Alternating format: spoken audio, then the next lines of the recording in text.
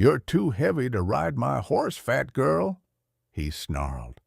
But then he carried her like a precious bride. The sun blazed over the dusty square of Cedar Falls, painting every shadow gold and cruel. The crowd at the market had begun to thin, but their laughter carried like sharp wind. Adelaide Foster, 22, cheeks flushed and eyes brimming with tears, tried once more to swing her leg over the saddle. Her foot slipped. She fell hard on the packed dirt, the sound echoing like a slap. Dust clung to her pale dress, and her round face burned with humiliation. From somewhere behind, a voice rang out, sharp, mocking, and loud enough for the whole market to hear. "Hey, fat girl, that horse'll break in half if you even try." It was Jake Morrison, the storekeeper's son, a boy who'd never worked a day in the fields but loved to bruise others with his words. The crowd burst into laughter. Men smirked. Women whispered behind fans. Adelaide's trembling hands gripped the reins, but her vision blurred. "Please," she whispered to herself, "just let me go home." As she tried again, Jake shouted, "Maybe you should just roll home, girl." The words stung deeper than any whip. Adelaide froze, tears threatening to fall, when suddenly the sound of hooves silenced the square. A massive black stallion rode in from the main road, kicking up dust like a storm. Upon it sat a man who looked as though he'd been carved from the mountain itself. Tall, broad-shouldered, with hair as black as the stallion's mane and eyes like iron. The laughter died instantly. Mothers pulled their children close. Nathaniel Nate Blackston, the man everyone called the Devil of Copper Ridge, reined in his horse and looked down at Adelaide. "You're too heavy for that animal," he said, his deep voice cutting through the silence. "You'll hurt yourself trying." Adelaide's lip trembled. Shame crushed her like a stone. "I know," she whispered. "I'll walk." Jake chuckled under his breath. "Yeah, that's right. Let the mountain man see what kind of cow we got here." Before he could finish, Nate's gaze snapped to him. "You talk like that again," he growled, "and I'll make sure you chew your own teeth." The market went dead quiet. Then, without another word, Nate dismounted, stepped toward Adelaide, and, to the shock of everyone watching, bent down, slid his arms beneath her, and lifted her effortlessly into his arms. Adelaide gasped. What are you doing?" "Taking you home," he said simply, his voice calm but unyielding. "Bucephalus can carry both of us." Jake's mouth hung open as Nate swung himself onto the horse, still cradling Adelaide like something precious, not heavy, not shameful, but worthy. As the stallion turned toward the hills, the market square stood frozen, not in laughter this time, but in stunned silence. Adelaide pressed her face into his chest, her voice a trembling whisper, lost in the wind. Why would you help me?" Nate looked ahead toward the mountains, his jaw tight.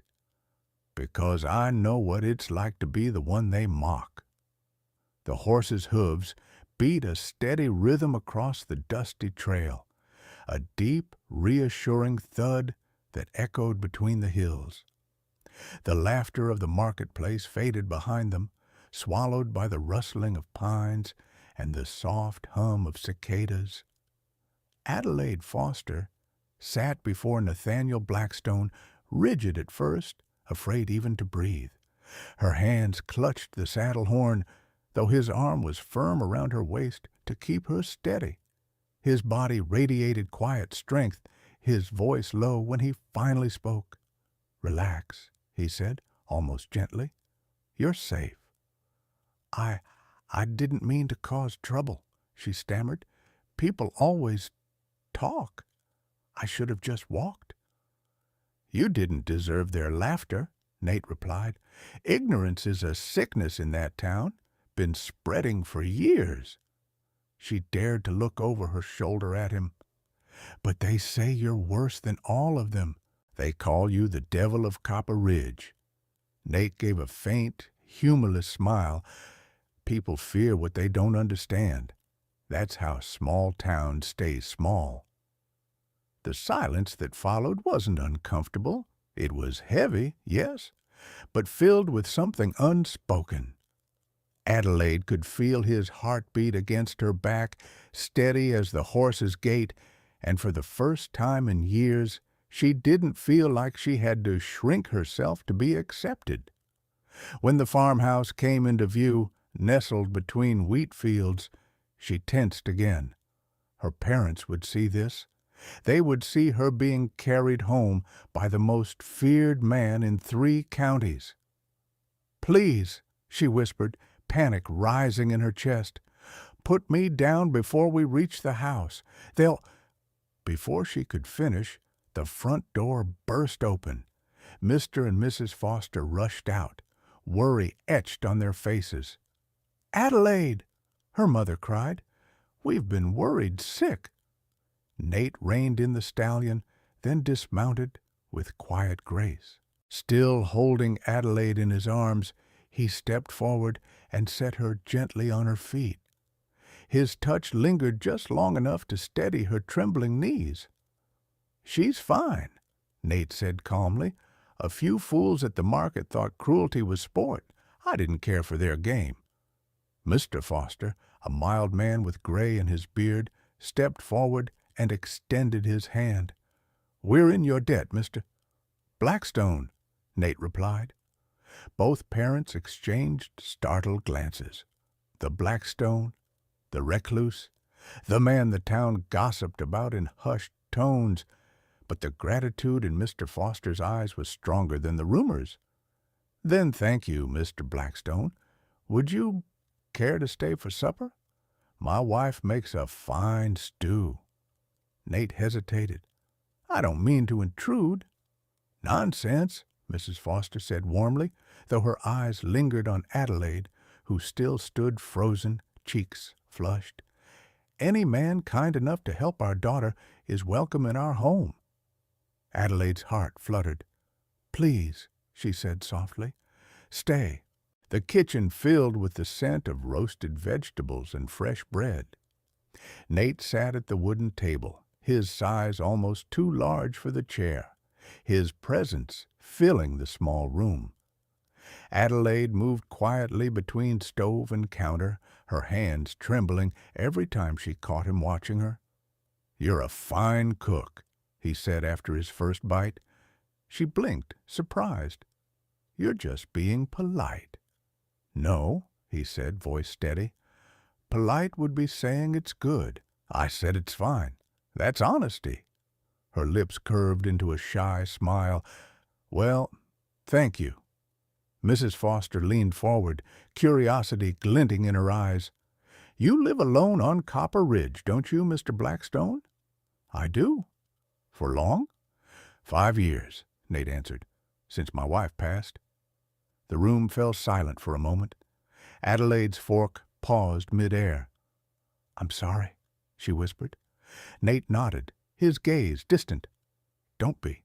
She was strong, stronger than most men I've known.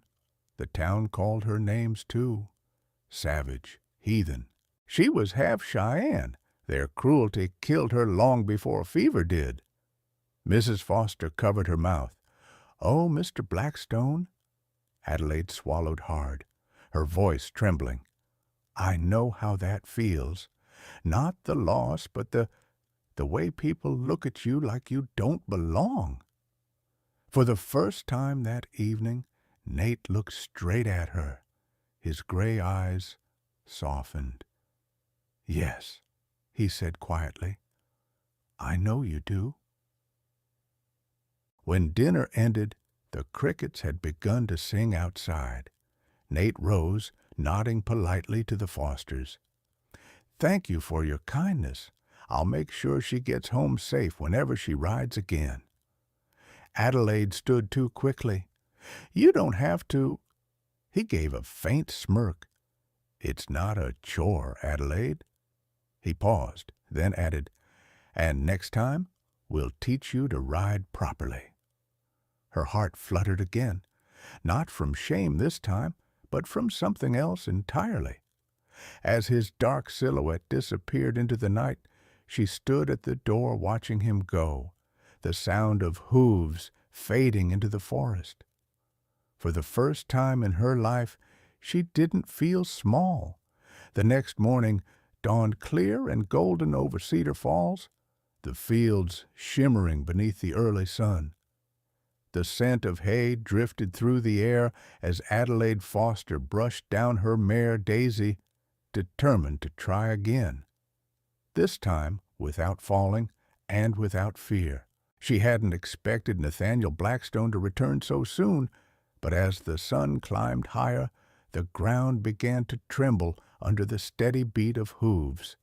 She turned, and there he was.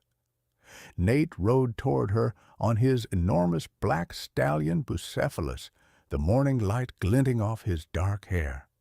He dismounted in one graceful motion, boots crunching on the dry grass. "I see you're ready to ride," he said. Adelaide nodded, though her hands trembled. "I want to learn properly this time." He studied her for a long moment, then gave a small approving nod. "Good. Then we'll start with balance." At first it was clumsy. Her foot slipped again, her skirt caught on the saddle horn, and she cursed under her breath. Nate said nothing, only steadied the horse with one hand and held out the other for her. "Go on," he said quietly. "Trust me." Her cheeks flushed. "I'm afraid I'll fall." "Then I'll catch you." And he did. Every time her foot wobbled, every time she leaned too far, his hand was there, firm, steady, patient. After what felt like hours, she finally sat upright in the saddle, breathing hard but triumphant. "I did it," she whispered. Nate smiled, a small, rare thing that softened the hard lines of his face. "Yes, you did." Then, without warning, he placed a gentle hand on the reins and led the horse forward at a slow walk. Adelaide's heart leapt, but his voice anchored her. "Look ahead, not at the ground. The horse can feel your fear, so give her your confidence instead." As they rode through the meadow, the summer wind tangled her hair and carried her laughter, the kind of laughter she hadn't let herself feel since childhood. When they stopped by the creek, she turned to him, eyes bright. "You're a good teacher." He chuckled softly. "You're a quick learner. I didn't expect that." "Because she started, then bit her tongue. He finished for her, voice gentle but firm. "Because you've been told too many times that you can't. Not because you can't." Their eyes met. For a moment, the sound of the creek and the whisper of wind were the only witnesses to the silence between them. Over the next weeks, the lessons became a ritual. Every morning, Nate would ride down from Copper Ridge, and every afternoon, Adelaide's confidence grew. He taught her how to handle the reins with grace, how to breathe with the rhythm of the horse, how to trust both the animal and herself. But somewhere between the lessons and laughter, something else began to grow. One evening, as the sun dipped behind the hills, Nate reached up to help her down from the saddle.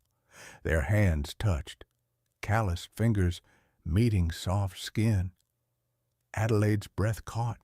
His touch lingered a second too long before he stepped back, clearing his throat. "You're ready to ride alone now," he said, though his voice was rougher than usual. "I don't want to," she whispered. "Not yet." His gray eyes softened. "Then I'll ride beside you." That night they rode side by side under a sky painted in shades of rose and gold. Adelaide glanced at him, the man who had once been nothing but a rumor, a monster in whispered tales, and saw instead a quiet gentleness that felt like safety. "Do you ever get lonely up there?" she asked. Nate hesitated. "Every day. But it's easier than being surrounded by people who hate you for things you can't change." Adelaide nodded slowly. "I understand that more than you know." He looked at her, really looked. The way her golden hair caught the last light of the sun, the way she sat tall and sure in the saddle now, unafraid. "I think," he said softly, "you're braver than anyone gives you credit for." She smiled, eyes glistening. "Only because someone finally believed I could be." They rode on in silence, the world fading into twilight, until the sound of the horses' hooves seemed to match the rhythm of their hearts, steady, strong, and quietly in sync. Summer ripened into gold and copper. The meadows shimmered, and the forested slopes of Copper Ridge called with a whispering wind that felt alive. When Nathaniel Blackstone finally invited Adelaide Foster to visit his mountain home, she felt both excitement and fear fluttering in her chest. "Are you sure?" she asked, standing beside her mare that morning. "People say no one comes back from your cabin." Nate gave a low chuckle, adjusting the strap on his saddle. "People say a lot of things, most of them wrong." "Then what's the truth?" "That you'll come back," he said simply, meeting her gaze, "if you want to." The ride up Copper Ridge was unlike anything Adelaide had known. The air grew cooler, sharper, scented with pine and the faint sweetness of wildflowers. They crossed a stream where the water shone like glass, climbed switchbacks carved between granite cliffs, and passed through a grove where sunlight filtered down like stained glass through leaves. When they finally reached the clearing at the summit, she gasped. The cabin wasn't the dark, haunted place people whispered about. It was a sturdy home of polished timber and stone, surrounded by a garden overflowing with herbs and wild roses. Smoke curled from the chimney, and two gentle draft horses grazed near a fence. Nate dismounted first, then helped her down, his hand steady on her waist. "This is," she breathed, her voice trembling with awe. "It's beautiful." He smiled almost shyly. "Not much, but it's mine." Inside, the cabin glowed with warmth. A fire crackled in a great stone hearth, casting amber light across shelves lined with books, jars of herbs, and polished instruments of iron and brass. A handmade quilt covered the bed in the corner, and the scent of cedar filled the air. Adelaide turned in slow wonder. "It's nothing like I imagined." "What did you imagine?" Nate asked, pouring water into a kettle. She blushed. "A lair, bones, darkness." He chuckled. "That was before you knew I can sew curtains and bake bread." She laughed, the sound soft but real. "You bake?" "Only when I don't want to starve." He gestured toward a loaf cooling on the table. "Try it." She broke a piece and tasted it, her eyes widening. "It's actually good." "Careful," he said with mock seriousness. "Say that too loudly, and people will start asking me to open a bakery." As the afternoon light faded, they sat near the fire. Nate cleaned a rifle while Adelaide watched the flames dance. "You really built all this yourself?" she asked. He nodded. "Every plank, every stone. It gave me something to do after she died." Adelaide hesitated. "Your wife?" He nodded once, jaw tightening. She wanted peace. The world never gave it to her. I promised her I'd find it for us here. When she was gone, I stayed, because leaving felt like breaking the promise twice. Her voice was soft. That's not running away, Nate. That's surviving. He looked up, and for a moment the weight in his eyes lifted. And what about you, Adelaide? What are you surviving? She blinked. Loneliness? Cruel words. The feeling that no matter what I do, I'll always be someone's joke. He set the rifle aside and leaned closer. You're no joke. You're the first person who's looked at me and seen a man, not a monster. She smiled faintly. And you're the first man who's looked at me and seen anything worth noticing. That night, she helped him cook stew over the fire. He handed her herbs to crush and stirred while she seasoned it, and soon the cabin filled with warmth, laughter, and the kind of peace both had been missing for years. After they ate, she stood by the door, gazing out at the moonlight spilling over the mountains. It's so quiet up here, she murmured. Does it scare you? Nate asked. No, she said, turning to him. It feels like the world finally stopped shouting. He stepped closer, his voice low. It's the only place I've ever felt human. Their eyes met, her heart pounding, his breath shallow. But he didn't touch her. He simply said, You should rest. There's a room here if you want to stay. I wouldn't want to impose. You wouldn't, he said gently. This house could use a little laughter. She smiled, shy and glowing. Then maybe I'll stay a while. And that night, as she lay beneath the quilt of soft wool, Adelaide listened to the fire crackle and the storm of the world outside fade away, replaced by something far stronger than fear.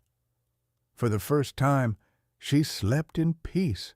The following weeks passed in a rhythm so gentle it felt almost unreal.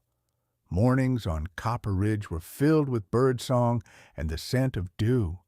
Afternoons with work, tending to the horses, repairing the roof, planting herbs by the garden fence. By evening, Adelaide Foster and Nathaniel Blackstone would share supper by the fire, talking about things neither had ever spoken aloud to another soul. But peace, like all fragile things, cannot last forever. It began with a sound, the echo of hoofbeats on the lower trail. Nate stiffened immediately. Few dared climb Copper Ridge. Fewer still came uninvited. Adelaide glanced up from the bread she was kneading. Is someone coming? He moved to the window, his eyes narrowing. Yes, 2 riders, and I don't like their pace. Moments later, a rough voice called from outside. Blackstone, Sheriff wants a word. Nate's jaw clenched. Stay inside, he said quietly, but Adelaide followed anyway, heart pounding, as he opened the door. 2 men waited beyond the gate, Sheriff Weller and his deputy, Jake Morrison. The same Jake who had humiliated Adelaide at the market weeks ago. Well, if it isn't the devil himself, Jake sneered. Didn't think I'd find you keeping company up here. His eyes shifted to Adelaide. And look who it is. Guess the rumors were true. The fat girl found herself a beast. Nate's voice dropped to a growl. Choose your next words carefully. Jake laughed, feigning innocence. Relax, Nate. We just came for a talk. Town's been buzzing. Folks say you kidnapped her, that she didn't come here willingly. Adelaide's breath caught. That's a lie. Maybe, the sheriff said mildly, but folks don't take kindly to their devil stealing one of their own. You'd best come down and clear this up. She's not going anywhere, Nate said, stepping forward. Jake smirked. Then maybe we'll just take her. Before anyone could move, Nate grabbed Jake by the collar and slammed him against the gatepost. The wood cracked from the force. "Touch her," Nate hissed, "and I'll break you in half." "Stop!" Adelaide cried, grabbing Nate's arm. "Please, he's not worth it." The sheriff raised his hands cautiously. "All right, that's enough. We're not here to start a war." He turned to Adelaide. "Miss Foster, are you here of your own will?" Her heart pounded. "Yes," she said firmly. "I came here because Mr. Blackstone treated me with kindness, something no one in town ever did." The sheriff studied her, then nodded slowly. "Then I'll tell them that. But I can't stop the talk, miss. Folks will twist the truth however they please." As they turned to leave, Jake spat into the dirt. "You'll regret this, Blackstone. You think she loves you now, but wait till she gets tired of hiding up here with a murderer." Nate froze, fists trembling. "Get off my mountain." When they rode away, the silence they left behind felt heavier than the storm clouds gathering on the horizon. That night, Adelaide found Nate on the porch, staring into the dark forest below. The lantern beside him flickered in the wind. "You didn't tell me," she said softly. He didn't look up. "About what?" "About killing men." His voice was low, haunted. "3 of them, bandits. They broke into a settler's camp. A woman and her children. I stopped them. The sheriff back then called it justice. But people love a monster more than a hero, and they needed someone to hate." She stepped closer. "You were protecting the innocent." "I was angry," he said bitterly. "And when I fight, Adelaide, it's not pretty. I scare people. Maybe they're right to be afraid." She knelt beside him, her hand finding his. "You're not a monster, Nate. Monsters enjoy hurting others. You risked your life to protect me. That's what good men do." His fingers tightened around hers. For the first time in years, someone's touch didn't make him flinch. But outside, the wind howled across the ridge, carrying whispers from the valley below. Whispers of torches, of men gathering, of rumors spreading faster than truth. Adelaide's voice trembled. "They won't let us be, will they?" Nate's gaze turned toward the dark horizon. "No, they're coming." He rose to his feet, shoulders squared, eyes cold as steel. "Then we'll be ready for them." Adelaide swallowed hard, her heart steadying. "Together." Nate nodded once. "Together." And as lightning flashed far below the mountain, the cabin stood like a fortress, small, fragile, but unyielding. Inside it, 2 outcasts waited for the storm the world was about to bring. The storm came at dusk. Thunder rolled across Copper Ridge, swallowing the valley below in shadow. Wind tore through the pines, bending them like reeds, and the first drops of rain hit the roof of the cabin with the rhythm of war drums. Adelaide Foster stood at the window, her breath fogging the glass as torches flickered far down the trail.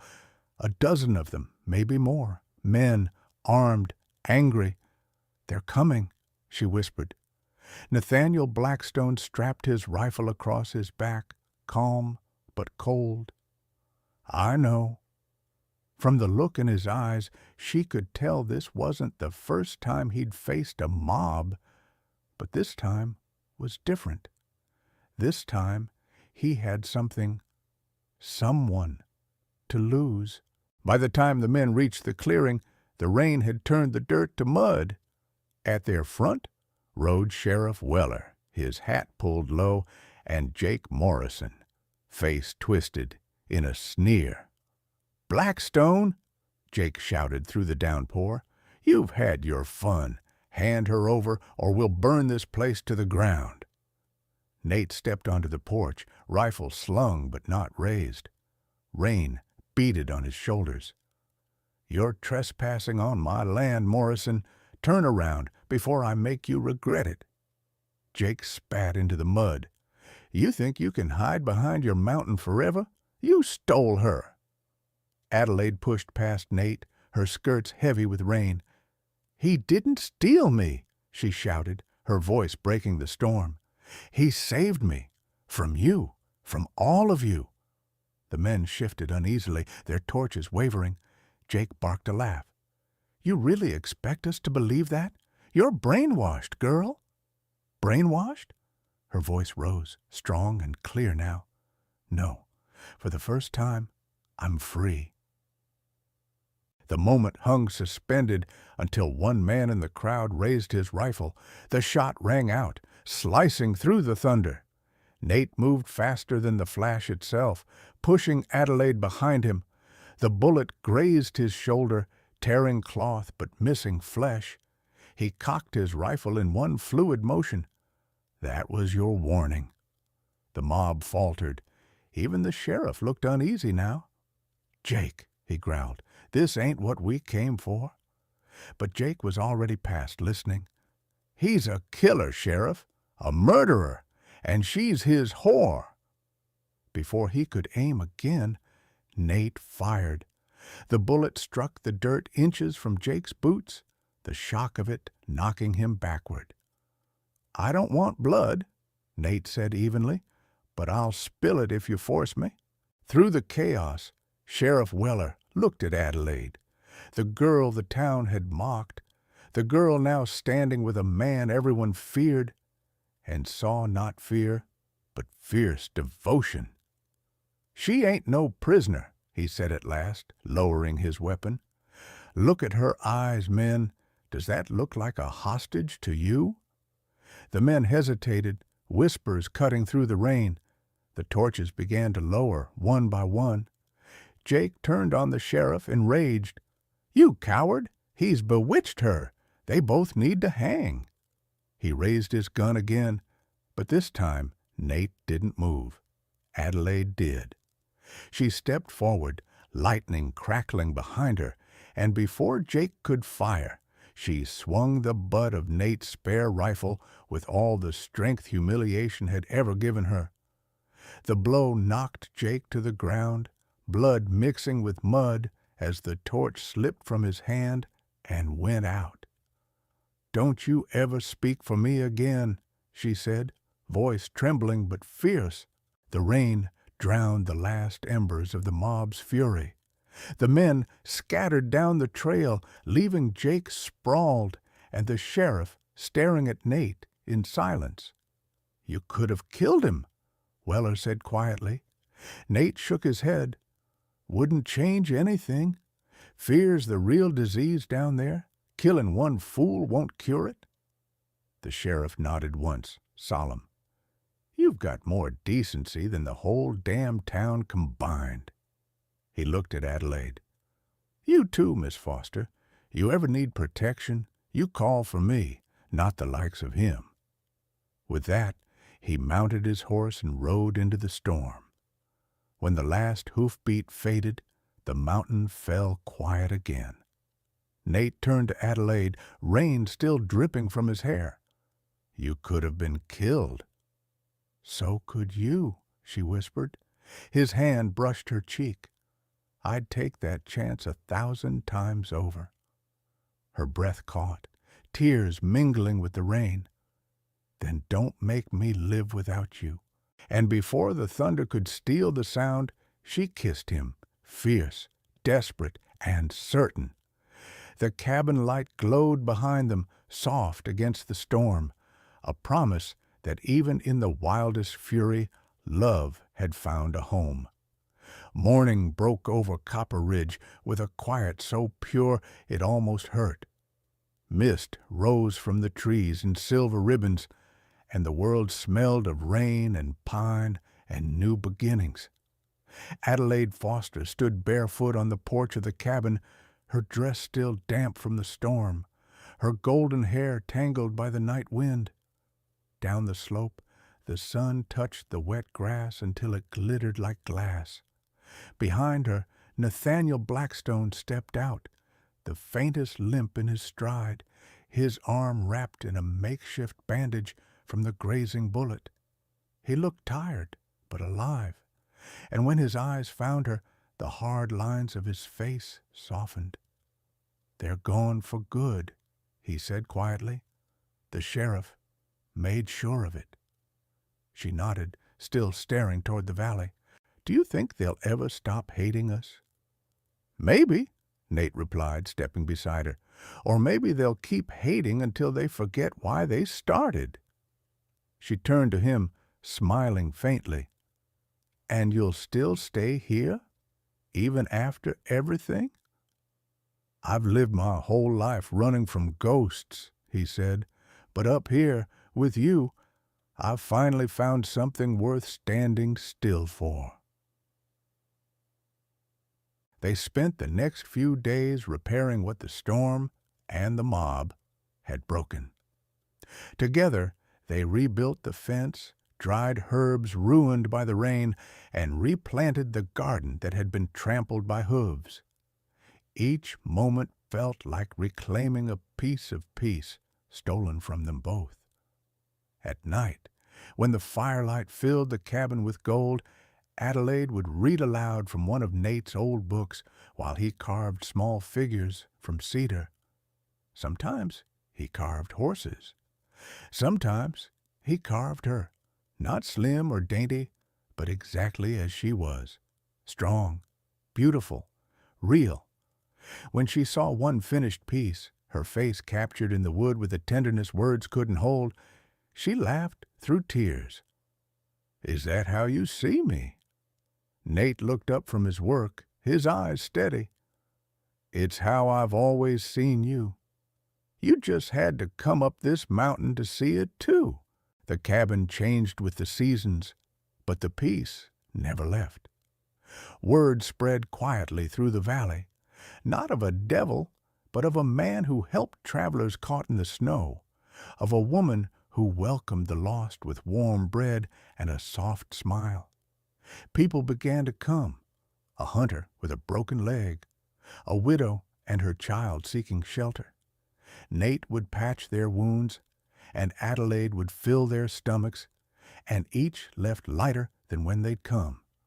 One spring evening, Adelaide sat in the garden with their infant son cradled in her arms.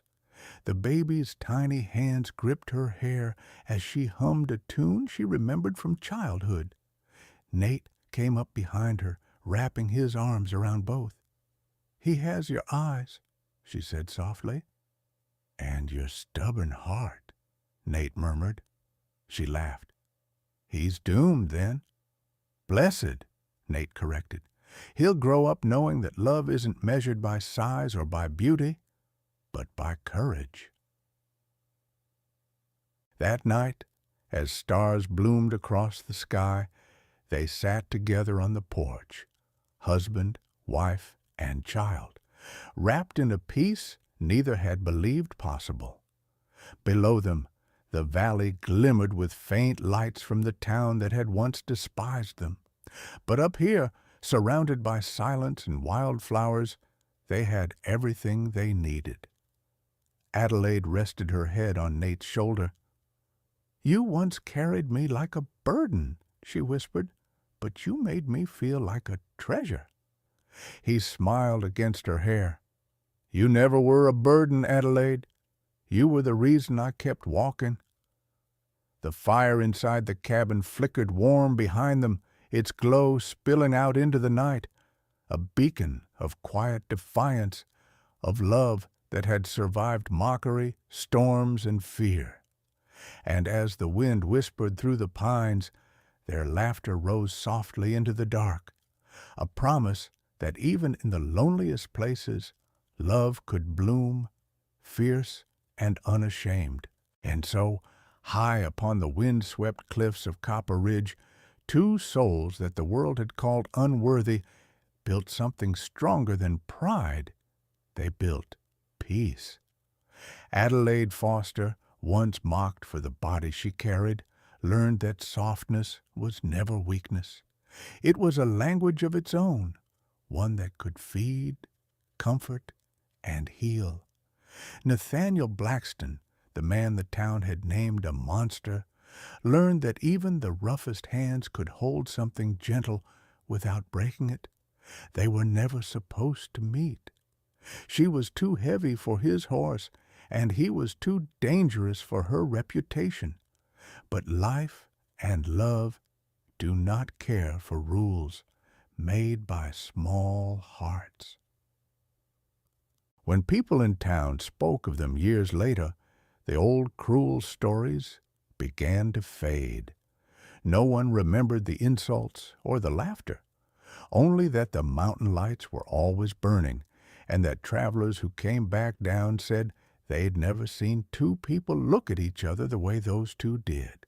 And somewhere, maybe in another place or time, another girl who's been laughed at for her weight, her scars, her differences, she'll hear this story and know she's not alone.